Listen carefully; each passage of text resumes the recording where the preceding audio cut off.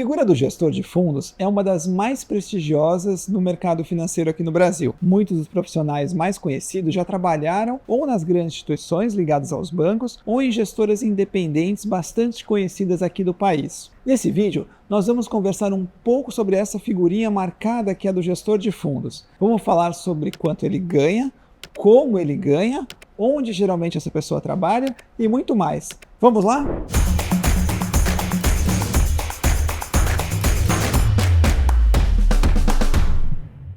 Se você ainda não me conhece, muito prazer. Meu nome é Caio Torralvo, eu sou professor de finanças aqui na Academia Rafael Toro e atuo há quase 2 décadas ensinando profissionais a serem aprovados nas principais certificações do mercado financeiro. Para você ter uma ideia, a jornada até o cargo de gestão de um fundo de investimentos não é nada fácil, e muito por conta disso, essas posições são de muito prestígio e são muito bem remuneradas também. Esse vídeo que você está assistindo agora, por exemplo, faz parte de uma longa série de vídeos sobre a trinca de certificações CFG, CGA e CGE. Se você tem interesse nessa profissão, já te recomendo dar uma olhada no link que está aqui na descrição desse vídeo. Mas vamos lá! Qual é o salário de um gestor de fundo de investimentos? Como eu sei que isso é algo que você gosta de ver, eu separei aqui um estudo que a Robert Half faz anualmente. Esses documentos mostram que salários para gestores de fundos de renda fixa e de renda variável podem chegar a quase R$40 mil no quartil superior, que é um salário com certeza muito relevante, não é mesmo? Claro, não é qualquer empresa de gestão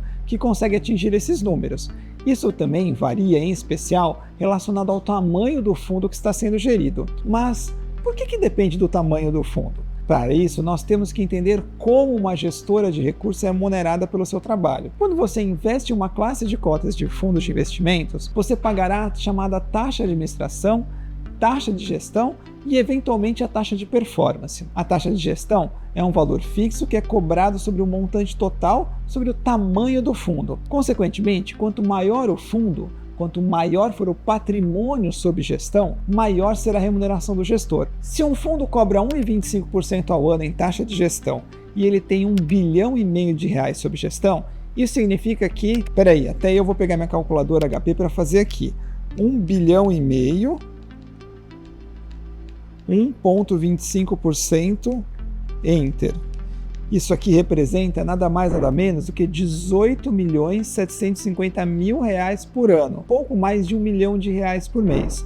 Um belo dinheiro, não é mesmo? Claro, o gestor não trabalha sozinho. Geralmente tem toda uma equipe por trás que ele contrata e que também será remunerada por essa taxa de gestão. Só que a taxa de gestão não é a única taxa. Também existe a taxa de performance, e essa pode fazer uma diferença brutal na receita de uma gestora de recursos. Essa taxa tem regras bastante específicas, mas resumidamente, ela é uma fatia do lucro obtido pelo fundo que for acima de um determinado patamar. Para um fundo de ações, o mais comum é utilizar a média de mercado, o Ibovespa, como um parâmetro. Ou seja, se um fundo cobra 20% de taxa de performance sobre o que superar o Ibovespa, por exemplo, se o patrimônio do fundo teve um resultado de 15%, enquanto o Ibovespa rendeu só 10% no mesmo período, a taxa de performance será em cima desses 5% a mais que o fundo conseguiu. Se esses 5% equivalem a R$5 milhões no patrimônio do fundo, a taxa cobrada será de R$1 milhão.